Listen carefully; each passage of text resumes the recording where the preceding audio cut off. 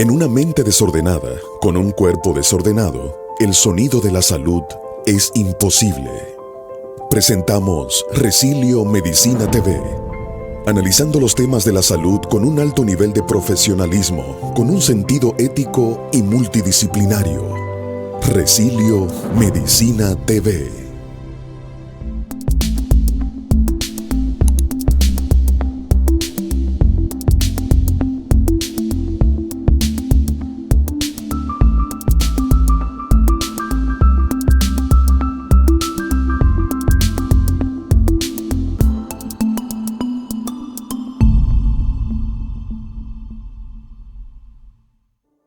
En momentos de grandes dificultades, Resilio Medicina Conductual está preparado para ser el compañero que te auxilie. Somos una clínica dedicada a ofrecer servicios de medicina conductual. Para ello contamos con un prestigioso equipo de psicólogos y psiquiatras comprometidos con el bienestar del paciente y su posterior reinserción en la sociedad. En nuestro centro conductual tratamos adicciones, trastornos de psiquiatría general, trastornos psicológicos generales, esquizofrenia, depresión, estrés, ataque de pánico, crisis de ansiedad, trastornos somatomorfos, problemas sexuales, trastornos de conducta alimentaria, trastornos de confinamiento por el COVID-19, pacientes post-COVID y tenemos una unidad psicogeriátrica. También ofrecemos internamientos de corta y larga estadía, evaluación psicológica, evaluación psiquiátrica, psicoterapia familiar, evaluación y diagnóstico por medio de pruebas clínicas, psicoterapia individual, tratamiento de psicoterapia de adicciones y test de orientación vocacional. Somos Resilio Medicina Conductual. Estamos ubicados en la Pedro Ignacio Espaillat, número 151 Gascue, Santo Domingo. Visítanos de lunes a viernes de 9 a 5 de la tarde, los sábados de 9 a 12 del mediodía, con emergencias 24 horas los 7 días de la semana. Llámanos al 809-381-3899 o escríbenos al WhatsApp 809-893-8121. También puedes visitar nuestra página web www.resiliomedicinaconductual.com. Resilio, cambiando tu vida para bien.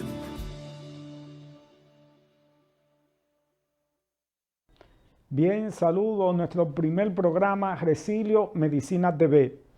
Hoy vamos a tratar un tema muy importante que es la esquizofrenia, con la doctora Milcia Pacheco, una persona que ustedes conocerán adelante de mucha experiencia en el área de la salud mental, médico psiquiatra prestigiosa en nuestro país.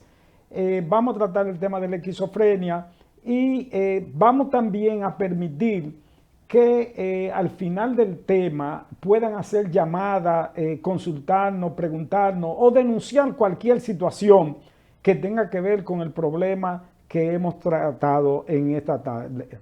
Bien, vamos a ver algunas estadísticas de lo que es la esquizofrenia y luego vamos a empezar a tratar el tema con la doctora Milcia Pacheco. Bien, la esquizofrenia.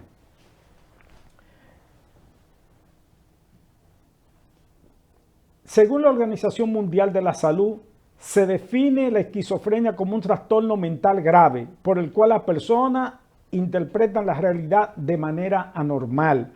Trastorno que afecta la capacidad de una persona para pensar, sentir, comportarse de manera lúcida.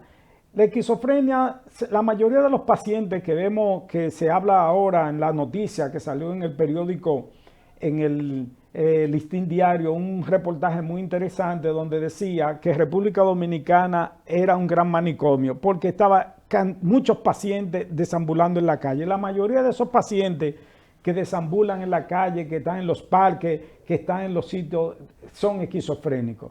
Regularmente esos pacientes necesitan un tratamiento muy especializado. Seguimos viendo algunas de las estadísticas de la esquizofrenia. La esquizofrenia es un trastorno mental grave por el cual las personas interpretan la realidad de manera normal. La esquizofrenia puede provocar una combinación de alucinaciones, delirios y trastornos graves en el pensamiento y el comportamiento que afecta el funcionamiento diario y puede ser incapacitante. Esa persona puede perder su capacidad de trabajo, de accionar de manera normal. Vamos a ver algunas estadísticas porque la doctora que va a entrar en materia acerca de los delirios y de los trastornos que tienen los pacientes esquizofrénicos. Por ejemplo, una persona puede sufrir el trastorno de la esquizofrenia, tiene un aislamiento social, un comportamiento desorganizado, agitación, agresión, autoestimulación, comportamiento compulsivo y falta de control, hostilidad y movimientos repetitivos. Es muy importante la próxima diapositiva, donde vamos a presentar las estadísticas, la cantidad de personas que están teniendo los trastornos de esquizofrenia. Bien, por ejemplo, se está hablando de 1.4% de la población mundial tiene esquizofrenia. Por ejemplo, en la escala de la esquizofrenia, aproximadamente 24 millones de personas, es decir, el 1% de cada 300 personas, o sea, 0.32% de los adultos y de un 1% de cada 222 personas, o sea, 0.45. No es tan común la esquizofrenia, pero es un trastorno importante que conlleva mucho gasto para la salud pública. Bien, ahora vamos a tratar, ya viendo la magnitud del problema y la complejidad del mismo, vamos a darle paso a la doctora Mircea Pacheco para que nos explique en su práctica profesional qué es la esquizofrenia, cómo se diagnostica, los tratamientos y todo lo que ella conoce sobre el tema de la esquizofrenia. Saludos, doctora Mircea. Muchas gracias por venir. Usted inaugura el programa Resilio Medicina Conductual. Muchas gracias por la invitación, licenciado Orlando Gesualdo. Le auguramos mucho éxito. Realmente programas como este hace mucha falta para que las personas sepan qué hacer, a dónde dirigirse y tengan esperanzas para ellos mismos y para sus pacientes. Quiero recordarle, por ejemplo, que nos pueden llamar al teléfono que va a aparecer en pantalla al final de la exposición, que es el número 809.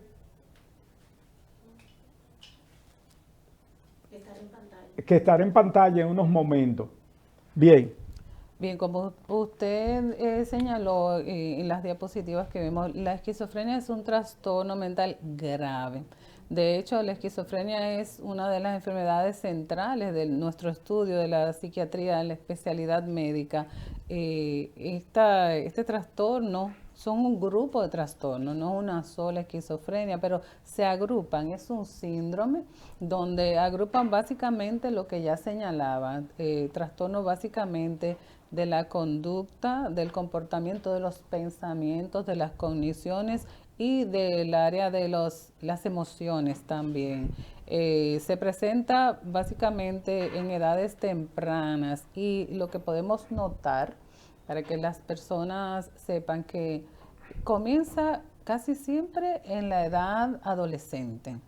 Una persona que nació normal, hizo toda su niñez normal, fue a la escuela, muchas veces estudiantes meritorios, de repente comienza a tener una conducta donde empieza a aislarse, empieza a perder interés por las cosas que antes solía hacer, pierde totalmente el interés por socializarse, ya no tiene amigos, se queda en su habitación, muchas veces no comparte ni siquiera con sus familiares y eso a la familia le preocupa. Ojo, muchos padres no dirán, pero mi hijo se mete así en su cuarto también horas y horas. Una cantidad de esos chicos probablemente esté comenzando a desarrollar un cuadro de esquizofrenia, pero muchas veces los familiares y los pacientes se acercan a nosotros ya cuando el paciente tiene un tiempo con estas conductas de alejamiento, de distanciamiento, de aislamiento social, y es cuando el paciente hace un brote, lo que se llama un brote, los síntomas positivos, que es la agresividad, y comienza a ser visual muy llamativo, que el paciente comienza a tener, como usted mencionaba, trastornos perceptivos, que ahí entran las alucinaciones. Las alucinaciones son alteraciones en nuestros campos perceptivos, tales como las más comunes son las alucinaciones auditivas. El paciente comienza a escuchar cosas, puede escuchar que le critican, el paciente puede escuchar que comentan todo lo que hace, como si fuera un eco, también oye un coro de voces dentro de su cabeza que puede estar compuesta por voces de personas conocidas o por voces desconocidas que ellos no saben de dónde provienen esas voces, pero muchas veces esas voces las perciben como amenazantes, como te vamos a matar, están detrás de ti. Los pacientes comienzan a tener una conducta alterada, donde el paciente manifiesta delirios. Los delirios más frecuentes son los delirios paranoides, donde el paciente siente que le están vigilando, que le vigilan, que le persiguen, que le quieren hacer daño, que lo quieren matar. Entonces muchos pacientes comienzan, el paciente delira con su cultura. En años pasados, cuando se usaban los beepers, pues los pacientes no decían que lo llamaban por el beeper y le ponían mensajes, pero ya más luego es por el celular o por la televisión, o ellos viven buscando, dicen que tienen micrófonos puestos en la casa. Tuvimos un caso de una joven que se bañaba con la luz apagada y con la ropa puesta, porque ella aseguraba que le vigilaban. Muchas veces son esos pacientes sienten que si están en algún ambiente con más personas, que toda la atención se dirige a ellos, que las personas que están allí le están observando, le están vigilando, y en otros casos, otros delirios más graves, ya empiezan a involucrar casos como que son organismos del Estado que lo siguen, que es la CIA, que es el FBI, y así sucesivamente. Entonces ahí es donde los parientes se dan cuenta de que esa conducta rompe con la normalidad de su contexto, de su medio ambiente, y muchas veces es ahí donde los familiares se acercan a los médicos psiquiatras buscando ayuda. Hay que tomar en cuenta que los pacientes esquizofrénicos no tienen conciencia de enfermedad. Ellos no perciben lo que les pasa como algo fuera de lugar, sino todo lo contrario. Entonces, ese es el paciente que se niega a acudir a la consulta, y es el paciente que si la familia lo lleva a la consulta, luego se niega a utilizar los medicamentos. Y por eso puede llevar a que el paciente se prolongue más su estado, sobre todo los estados de agitación. Muchas veces cuando vemos que estos pacientes agreden a familiares o incluso a desconocidos, lo hacen porque ellos sienten que esas personas van en contra de ellos y les van a hacer algún daño. Tienen que tener muchísimo cuidado de no permitir que estos pacientes manejen armas en la casa, los cuchillos o incluso armas de fuego. A veces simplemente la agresión ocurre físicamente. A la trompada, recientemente hemos visto casos de pacientes esquizofrénicos que han asesinado familiares cercanos, madres, padres. Sí. Y muchas veces pues nos preguntamos por qué esos familiares, a veces los familiares se cansan de llevar al paciente a la consulta o no tienen estrategias para hacer que el paciente se tome los medicamentos. Estos pacientes hay que decir que muchas veces la capacidad intelectual, la inteligencia, a veces en un principio no está afectada. Y estos pacientes a veces suelen ser hasta ingeniosos en la forma como ellos se niegan a utilizar la medicación. Sí, fíjate, según evaluando el DSM-5, que es el diagnóstico último de clasificación de enfermedades mentales, cuando tú hablabas, Mircea, de los delirios, por ejemplo, se incluyen en este manual último algunos delirios muy interesantes. Por ejemplo, los delirios erotomaníacos, donde el paciente considera que están enamorados de él. Un delirio de enamoramiento, que todo el mundo está enamorado de él. Hay otros delirios que también pueden presentar los pacientes que son con feminicidio, de celo, un delirio de celo, como que siempre la esposa lo está engañando. Eso es lo último que ha presentado, y también los delirios nihilistas, donde plantea que va a haber una gran catástrofe. Y por último, el DSM-5 te plantea algunos delirios extravagantes. Por ejemplo, un delirio extravagante como que le robaron todos los órganos sin haberle hecho ninguna cirugía, y cosas muy extrañas en esos pacientes esquizofrénicos. Pero hay un problema, a veces uno no puede diferenciar tanto entre el delirio y una idea fija dentro del paciente. Vemos cuando tú también hablabas de las alucinaciones, como tú decías muy bien, las más frecuentes son las auditivas, aunque sí pueden tener alucinaciones visuales, alucinaciones táctiles, alucinaciones olfativas. De los 5 sentidos pueden alucinar. O sea, pueden oler que le está dando un olor extraño a alguna cosa que no existe, porque a nadie le da el olor. Y pueden sentir que alguien lo está tocando cuando nadie lo está tocando. Entonces, estos pacientes pueden tener distorsión a nivel perceptual, pero la más acentuada, como tú bien explicas, es la auditiva. Ahora, dentro de las esquizofrenias hay varios tipos. Por ejemplo, la esquizofrenia paranoica, esquizoafectiva, hebefrénica, o ¿cómo tú me pudieras decir de esos tipos? Para que la gente conozca algunos diferentes tipos de esquizofrenia. Sí, como mencionábamos al principio, las esquizofrenias son un grupo de síndrome de enfermedades que comparten los trastornos que ya dijimos, son básicos, ¿verdad? Esas alteraciones, pero se dividen, por ejemplo, en las esquizofrenias simples, hay que tener ojo, esas familias que tienen este muchacho o esta muchacha que iba bien, que están ya en el bachillerato, porque muchas veces ahí es donde se comienza a manifestar, que de repente pierde interés en los estudios. Hoy acabo yo, te voy a interrumpir un segundo. Hoy acabo yo de recibir una madre con ese mismo cuadro.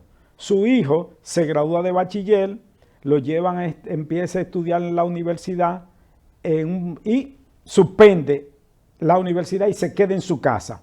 Al quedarse en su casa, no quiere estudiar, no se baña, no quiere contacto con nadie y empieza a desarrollar todo el cuadro esquizofrénico. Eso fue esta mañana, antes de venir aquí. Digo yo, doña, el paciente está pasando por un cuadro de esquizofrenia.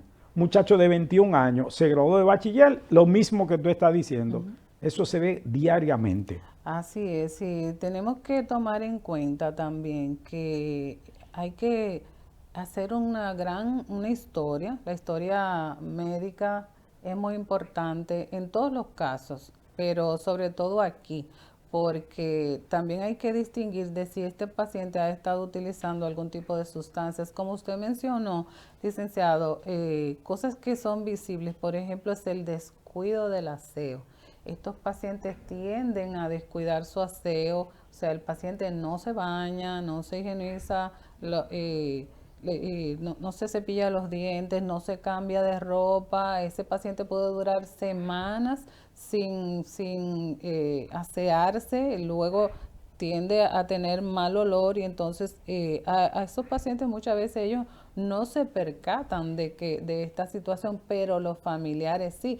Y lamentablemente a veces tenemos familias que son demasiado condescendientes con estas situaciones y permiten que estos cuadros avancen cuando ya modernamente sabemos que ya no es como en la época de Descartes, que se creían que la mente y el cuerpo estaban separados, el dualismo cartesiano en los años 1600 del siglo XVII. No, ya sabemos, está demostrado, las neurociencias han demostrado cuáles son los sustratos biológicos que existen en la esquizofrenia y en los otros trastornos mentales. Sabemos que hay circuitos que se alteran, que hay sustancias como la dopamina que se encuentra alterada y hoy en día aquí en nuestro país pues ya tenemos la resonancia magnética con espectroscopía, donde hay algunos centros que la realizan y nosotros podemos ver cuáles son los neurotransmisores que están alterados y podemos influir, trabajar directamente con los medicamentos que van a normalizar estos casos. Hemos logrado que muchos pacientes pues recuperen su vida, sigan sus estudios, trabajen, se casen, tengan sus familias, claro, siempre con su medicación. Sí, porque es un problema de por vida. Después que un paciente esquizofrénico debe de seguir una medicación, puede inclusive llegar a tener una estabilidad y funcionar de manera normal. Eso le decía yo hoy a la madre, digo, mira, nosotros podemos estabilizar, sacar del cuadro a tu hijo y luego con una medicación mantenerlo en una actividad normal. Eso es lo que se hace con ese tipo de pacientes. Pero antes de una pausa, vamos a hablar específicamente algunos tipos de esquizofrenia, la paranoica, el esquizofrénico catatónico, sí, el esquizofrénico hebefrénico, el esquizofrénico simple y residual. Simple y residual. Vamos a una pausa y en estos momentos continuamos con la doctora Mircea Pacheco, médico psiquiatra.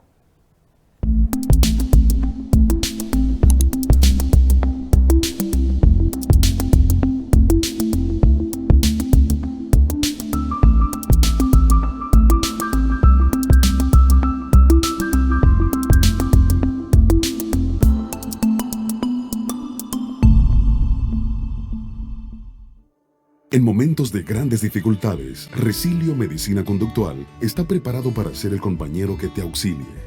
Somos una clínica dedicada a ofrecer servicios de medicina conductual.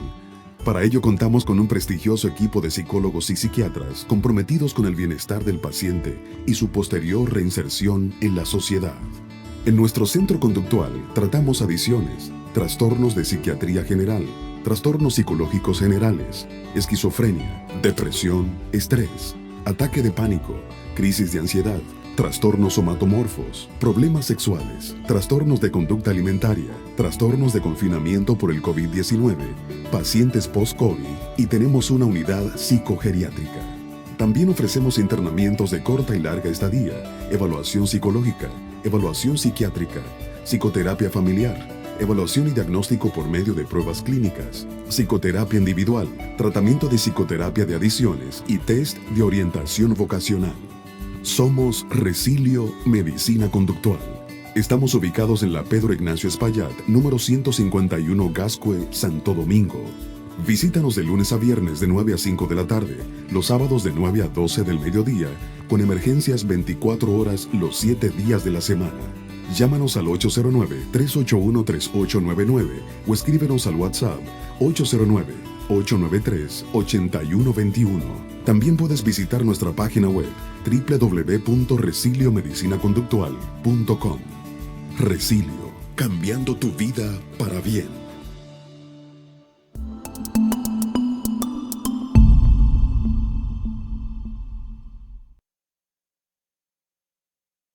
Bien, en esta parte, doctora Mircea, vamos a hablar un poco de los tipos de esquizofrenia a fin de que el público sea edificado y cuando escuche un paciente, vea un paciente con esta sintomatología, puede identificarlo. Por ejemplo, y después vamos a hablar un poco acerca de los tratamientos que se pueden utilizar. Por ejemplo, muy común es la esquizofrenia paranoide. ¿Cuáles son las características generales de un esquizofrénico paranoide? Sí, en el paciente paranoide lo que va a destacar es la idea de ser el centro de una conspiración, de que se siente en peligro y que todos los demás están en su contra. Ese es el paciente que no come nada de la casa. Es el paciente que él mismo prepara sus alimentos, es el paciente que tienen que darle las cosas cerradas y que se le hace difícil entonces a la familia medicarlo, muchas veces que lo medican sin que el paciente sepa que le están poniendo algún medicamento, porque este paciente no confía, mejor dicho, desconfía de todos y de todo, aún de sus familiares más cercanos. Es el paciente que espera que todo el mundo en la casa esté durmiendo para ir a la cocina y comprar sus propios alimentos, o prefiere mejor no ingerir alimentos. Entonces el paciente paranoide que, por ejemplo, personas jóvenes que trabajan en una oficina, he tenido un caso de una muchacha, ella es muy inteligente, tiene un buen puesto en una oficina pública, pero entonces ella siente que el jefe, que los demás empleados, que todos están en su contra. Otra persona, otra señora que ella se había mudado de barrio 9 veces porque ella decía que los vecinos, todos los vecinos estaban en contra de ella. Y inclusive escuchan, entonces, si alguien está hablando, creen que están hablando de ellos. Y si alguien se ríe, piensa se están que riendo de ellos. Por eso hay que tener cuidado en presencia de estas personas que pueden dirigirle una mirada escrutadora. Tenga cuidado que esa persona puede estar creyendo que usted se está burlando, se está riendo de él, y es ahí donde le puede agredir. Este es el paciente paranoide, que también debemos decir que la paranoia se encuentra en otro tipo de trastornos, no solamente en la esquizofrenia, pero es la esquizofrenia más común, la que más vemos con más frecuencia. Entonces, como usted mencionaba, la esquizofrenia simple, antecefrénica, es la que comienza más temprano. Incluso hay casos hasta de niños en donde puede tener un cuadro de esquizofrenia. pero es la que se presenta más temprano en la vida y es esa en donde es tan insidioso el inicio, tan lento, tan despacio, que se va instaurando. Es el chico que no sale a Se saludar. confunde como con dejadez. A veces los padres, esto es muy importante que los padres escuchen, a veces un joven empieza a tener como perder el interés a todas las cosas, se queda en la casa, ya no quiere jugar basquetbol y empieza como un desinterés y quedarse un aislamiento social y se cree como que es una dejadez. Pero puede ser que el jovencito esté pasando por un cuadro de esquizofrenia simple. Sí, que se está instaurando lentamente, insidiosamente, y entonces es el chico que cuando llega a visita no sale a saludar a los familiares, y eso es muy llamativo en nuestras familias dominicanas que somos tan unidas. ¿Sí? Exactamente. Entonces la familia empieza a pasar vergüenza. Bueno, pero mire, este muchacho no salió a saludar a su abuela o a sus primos que estaban en la casa. Entonces, eso ahí es donde se corta, decimos que hay un corte de la curva vital, porque la curva vital implica que una persona nace, va a la escuela, va al bachillerato, hace una carrera, se casa, tiene hijos y después se enferma y muere. Bueno, pero en estas personas la curva vital se corta porque no sigue creciendo socialmente, no sigue avanzando en la vida. Otras personas entonces dejan de trabajar, se retiran luego de estar en la universidad casi terminando una carrera, de repente decide que no quiere estudiar más y se encierra en su cuarto y no vuelve a salir.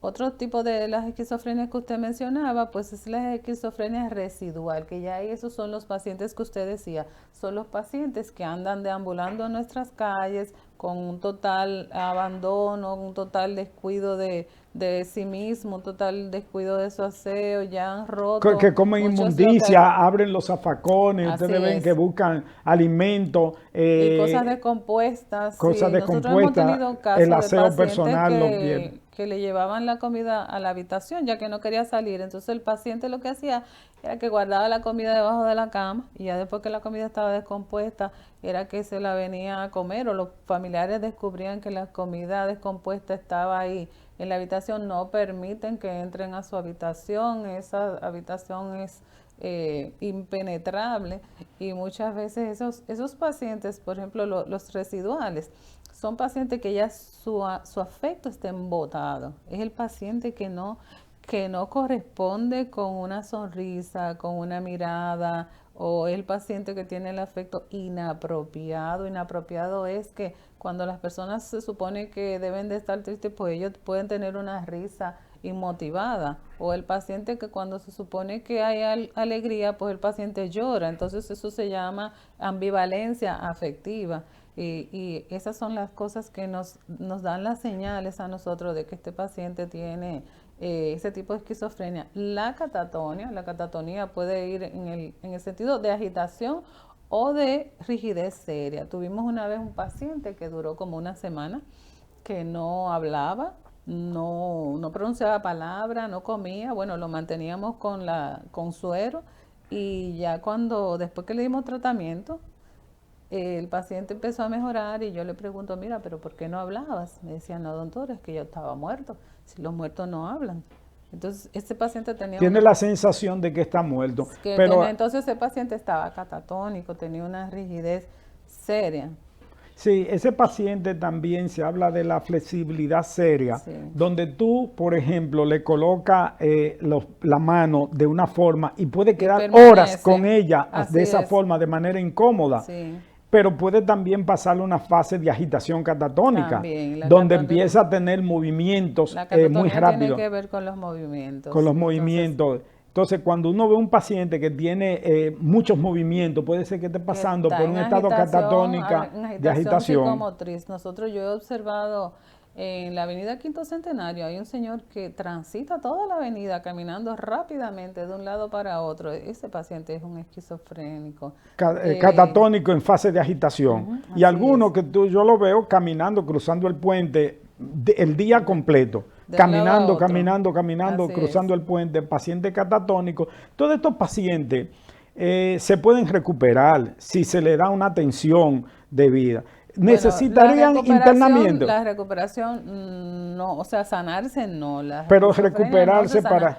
Pero el paciente puede tener una recuperación en el sentido de volver un poco más, volverse más sociable, estar en su familia, siempre y cuando lleve un tratamiento permanente. Nosotros tuvimos un caso de un paciente que estaba deambulando y su familia lo quería ayudar, pero el paciente no se dejaba. Cuando finalmente se permitió que lo llevaran al hospital y le dimos tratamiento, luego el paciente volvió a su casa y estuvo ahí con su madre hasta ayudándola en todas las cosas. Y eso fue, y eso es un éxito en ese sentido para nosotros, porque el paciente anteriormente andaba sucio, como usted dice, comiendo basura, que debemos decir que hay personas que se quieren hacer los locos. Eso se llama trastorno facticio. O sea, personas que quieren simular enfermedades mentales, pero eso se puede descubrir fácilmente. Fíjate, entonces ese paciente, como tú dices, catatónico, que tiene, por ejemplo, uno de los problemas que hemos tratado es, esos pacientes necesitan un internamiento de larga estadía.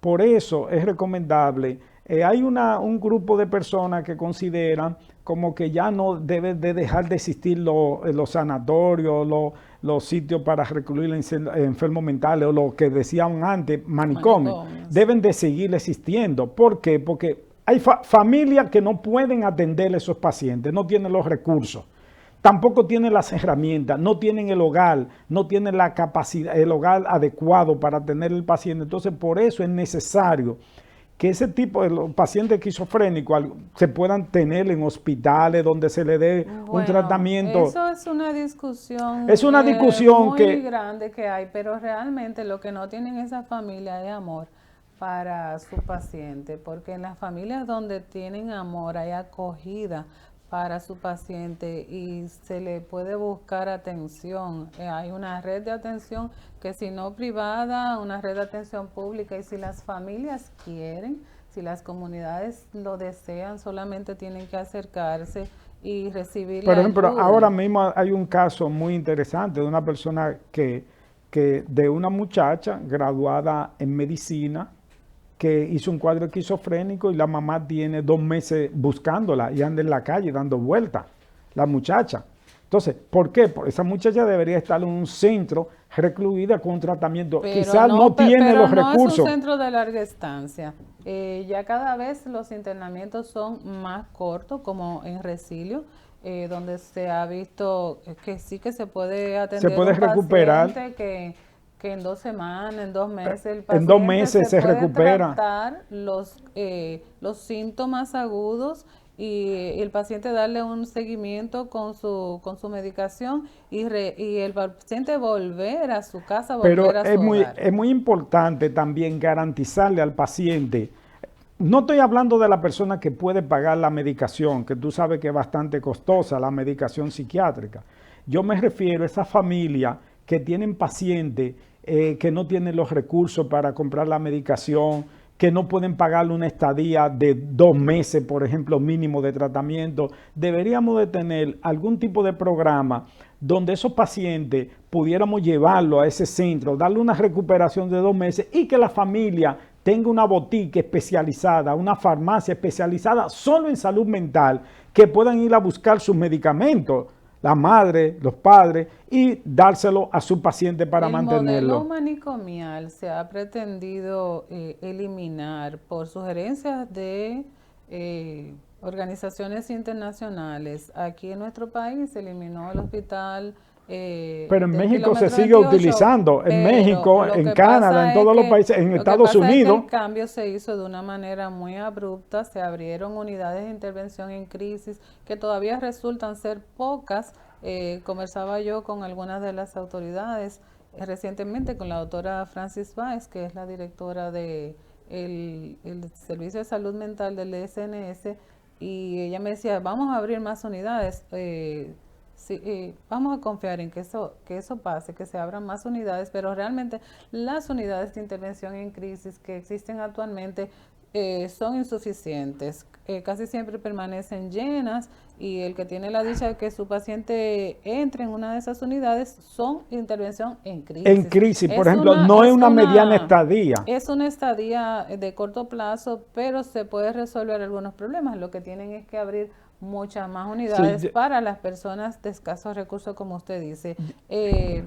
En cuanto a los medicamentos, sí, suelen ser costosos, pero también hay medicamentos que pueden ser asequibles siempre y cuando las familias se lo propongan. Nosotros vemos una cantidad de pacientes que son de escasos recursos y se les facilitan algunos medicamentos y con eso se logra que los pacientes mantengan una estabilidad por largo tiempo. Claro, cuando hacen brotes, cuando hacen episodios, pues nosotros nos comunicamos a ver si tenemos la suerte de que los acojan y algunas veces lo conseguimos y el paciente y la familia pueden lograr tener una asistencia. Por ejemplo, mira, yo estoy llevando un muchacho, un jovencito de unos 17 años con una esquizofrenia simple. Llegó con la madre a la clínica, tú sabes que somos un centro privado, y cuando vio el costo de la psiquiatría, la consulta, la persona empezó a llorar. Yo le dije de una vez a la encargada, a la secretaria, le dije, no, mira, este paciente vamos a asumirlo como un gasto nosotros, no le vamos a cobrar. Y no le cobramos al paciente. Óyeme, y le buscamos la medicación, empezamos a tratarla. Hoy me escribió la señora y me dice, el joven va bien, lo voy a llevar mañana para continuar. Sí. Un muchacho de unos 17 años se graduó de bachiller y cuando yo vi, me dice, la señora está llorando porque no sabe, desambulando con su hijo, claro, no sabía dónde iba a ir, sí, y le dijeron del sitio y llegó a la clínica. Y cuando yo vi el cuadro, esa pobre señora con su hijo llorando, con un problema de esquizofrenia simple, y el muchacho empezamos a tratarle, a darle psicoterapia. La frustración es muy grande, pero usted se fija, esa señora, con el amor que le tiene a su hijo, ella buscó. Ella anda buscando, pero por ejemplo, que ir a donde usted y usted con su gran corazón le ayudó. Pero los seguros deberían de abrir. Por ejemplo, sí, hoy se debate muchísimo. Bueno, yo no estoy aquí para defender al sistema, pero hay muchos seguros que ya están comenzando comenzando a tener una apertura. Algunos seguros, eso es necesario. Por ejemplo, en mi consulta, muchas veces le damos un recibo y hay muchos seguros que les reembolsan. Que ya se está abriendo. Y algunos medicamentos sí son cubiertos, algunos medicamentos.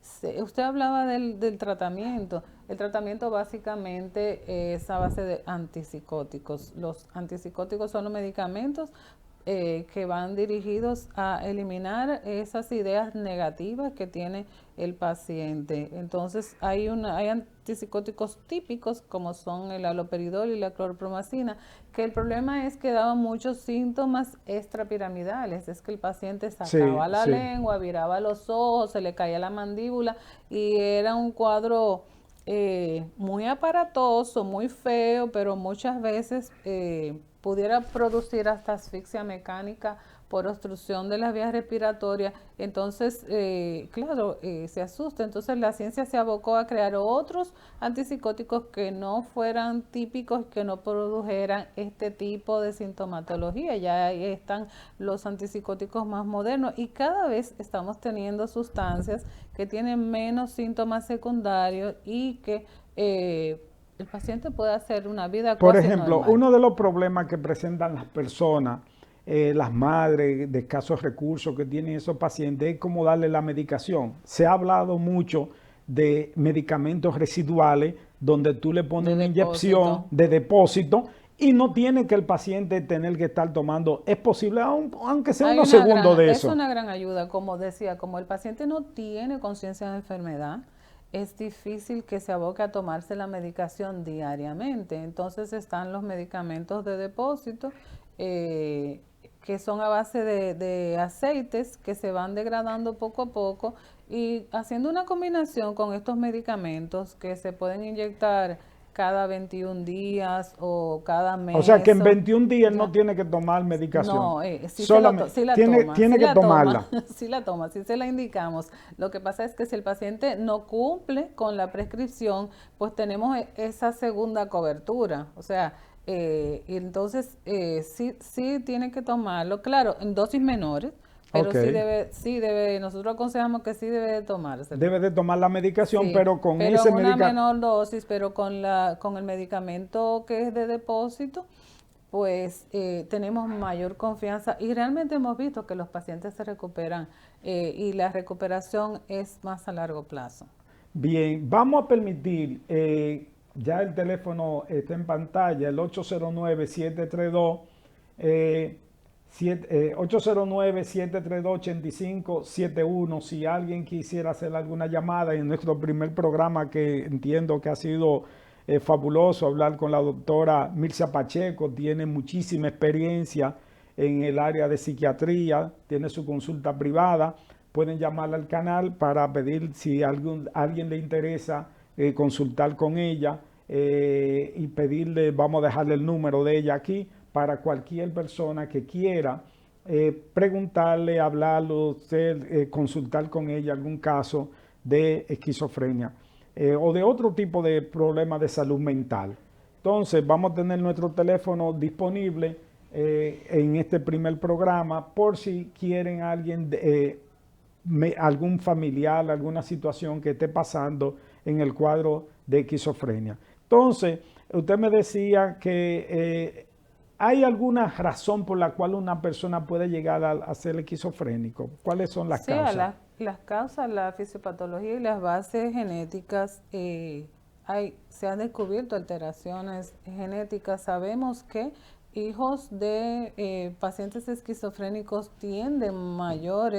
eh, tienden más a heredar esta condición. Si ambos padres son esquizofrénicos, se estuvo dando, por ejemplo, en el hospital psiquiátrico, como usted decía, que a veces ocurrían embarazos entre pacientes, una paciente esquizofrénica y un paciente esquizofrénico, y la posibilidad de heredar la condición es mucho mayor, es el doble. Y igual que si tiene uno de los padres esquizofrénicos, también hace poco vimos un caso de un muchacho cuyos familiares de la novia se opusieron a que ella siguiera una relación con un joven muy prometedor porque el padre de él era esquizofrénico y aquí vemos el gran rechazo que todavía persiste en nuestra sociedad a la enfermedad mental. Eh, Sí. Bien, saludo. Le hablamos de Resilio, Medicina TV. Dígame, ¿cuál es su caso? Sí, muy buenas tardes. Dios le bendiga a usted y a la doctora. Yo lo que quiero saber, uno de los teléfonos de la doctora o de usted para yo poderle llamar directamente. Sí, ok, te vamos a dejar el número. Tú vuelve y marca en un momento cuando finalice el programa y va a estar el teléfono de la doctora Pacheco y de nosotros también allí. Eh, pero después nos explica cuál es tu caso. Gracias.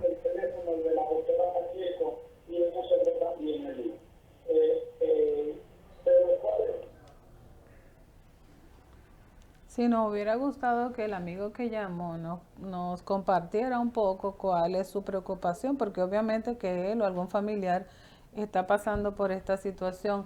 Señores, busquen ayuda siempre, en Hello. todo caso. Nilcia, no están bien. Saludo. ¿Con quién hablamos? Sí, podemos preguntarle a la doctora. Sí, diga. Sí, preguntarle a la doctora que cuál es el pronóstico. ¿Cuál es el pronóstico, doctora, de un paciente esquizofrénico? Muchas gracias, Raúl Ramírez. Gracias, Gracias, Raúl. Raúl. Preguntando a la doctora, ¿cuál es el pronóstico de esta enfermedad? Porque a veces uno ha visto que hay pacientes que se recuperan totalmente. Ok, gracias.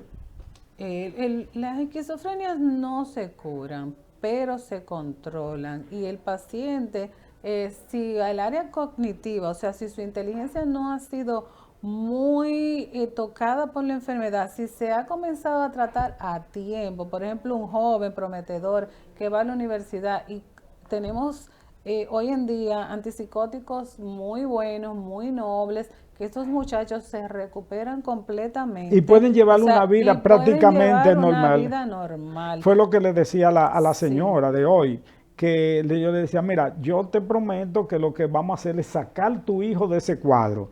Sí. Y después le vamos a darle una medicación de mantenimiento y él se va a reinsertar de nuevo a la sociedad. De manera normal, va a seguir estudiando y va a tener todo normal.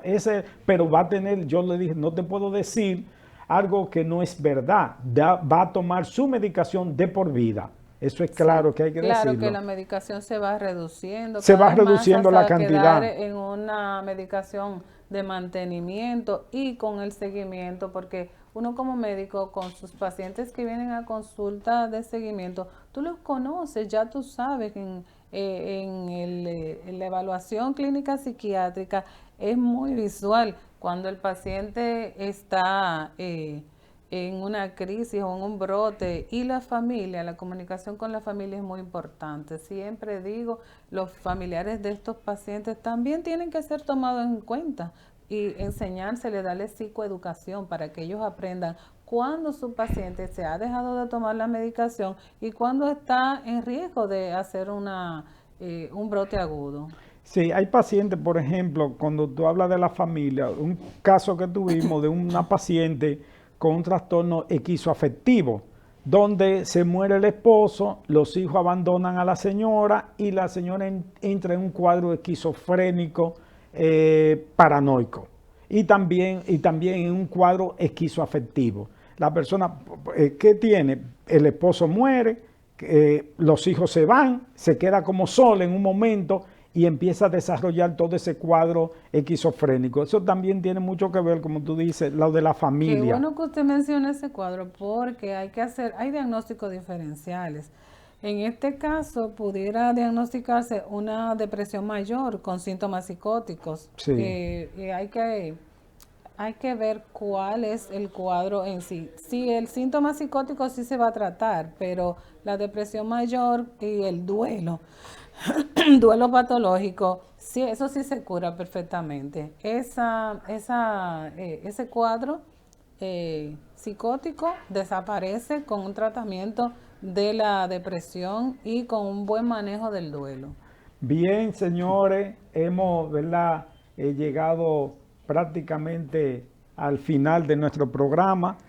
Doctora, esto ha sido un éxito haber hablado con usted, la capacidad es indiscutible. Gracias por invitarme, Jesús. Sí, le deseo usted, mucho éxito óyeme, en su programa. Tú eres una estrella, yo quise, ¿verdad?, que inaugurara nuestro programa, te conozco, sé tu profesionalidad, la capacidad, los casos tuyos siempre salen bien en la clínica nuestra. Gracias. Todos los casos que ha tratado salen caminando, como dicen, por la puerta bien tratados ya a insertarse de nuevo a la sociedad. Así que yo quise hacer este primer programa contigo y te agradezco, ¿verdad?, tu participación. Así que para todos ustedes, este es Resilio Medicina TV. Vamos a tener siempre vamos a permitir llamadas y mañana tendremos un programa también muy especial como el de hoy. Vendrá la doctora Janet Taveras, médico psiquiatra de Sedimá, donde va a tratar los trastornos de la ansiedad, los problemas de la ansiedad. Así que mañana tendremos a la doctora Janet Taveras, psiquiatra especialista del Centro Médico Sedimá, que estará con nosotros en Resilio Medicina TV. Así que para todos ustedes, muchas gracias. En una mente desordenada, con un cuerpo desordenado, el sonido de la salud es imposible. Presentamos Resilio Medicina TV, analizando los temas de la salud con un alto nivel de profesionalismo, con un sentido ético y multidisciplinario. Resilio Medicina TV.